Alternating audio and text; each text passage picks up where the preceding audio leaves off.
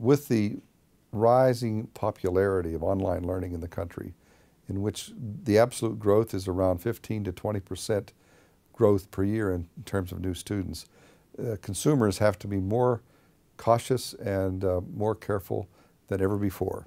It truly is caveat emptor today. Let the buyer beware. And the student consumer coming to online learning for the first time needs to equip himself or herself with all the possible tools they can in order to make what I call an intelligence decision to enroll.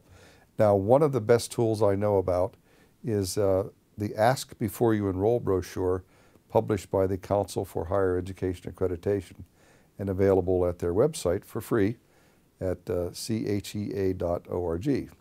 That little brochure, that pamphlet, lists 29 questions that consumers can and should ask before they enroll in any institution, including an online institution.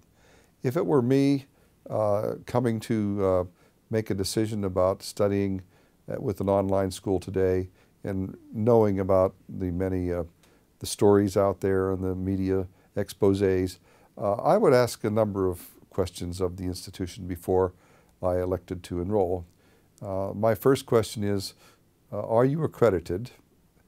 My second question would be, is the accrediting agency recognized by the U.S. Secretary of Education and hopefully by the Council for Higher Education Accreditation? Those are two separate entities, one government, one non-government, and I'd want to know if your accrediting agency enjoyed both national recognitions. That would be important to me. The next question I would ask as a consumer would be, do you have a tuition refund policy should I elect to discontinue my studies at some point? And I'd like to see it, please. Then we go on from there. There are a number of questions that consumers need to ask. They sound fundamental right now when I'm talking about them, but surprisingly, we know that a lot of consumers don't know enough to ask these questions, haven't been educated on what to ask, consequently are relatively defenseless when they come to enroll. And the last thing you really want to be is unprepared. So you need to know questions such as, what is my total financial obligation if I sign up with this school or this program? What will I owe? You will want to know how the financing programs work and what kinds of loan obligations are you incurring? What kind of financial debt load you are going to have. These are fundamental questions, but people fail to ask them. They sign up for a program and don't have a clue as to what it's going to cost them, and often they don't know that there is going to be a bill to pay one day and they're going to have to pay it. Another key area is, what are the learning outcomes of this program specific to the field I'm interested in?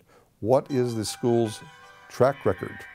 What is the school's own output data, we call it? What can they tell me about the success of their graduates?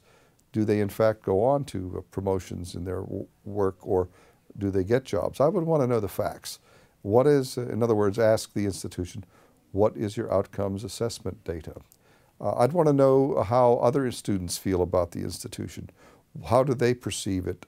What has their experience been? What are the students generally happy, or are they getting what they paid for? These are very, very basic questions, and you'd be surprised how many people don't know enough to ask the questions.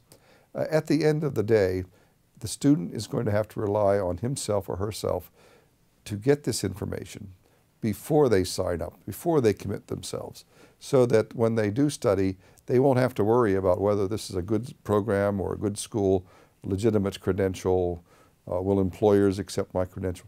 They'll have those answers in advance, because a good school, a good institution, a DETC accredited institution will provide them with accurate and timely answers to any question they may have like this. So I guess I'd summarize by saying, forewarned is forearmed. Prepare yourself with questions, ask the questions. Don't be afraid to press the institution for specific, concrete answers, and at the end of the day, you'll be very happy. Is it fair to say that the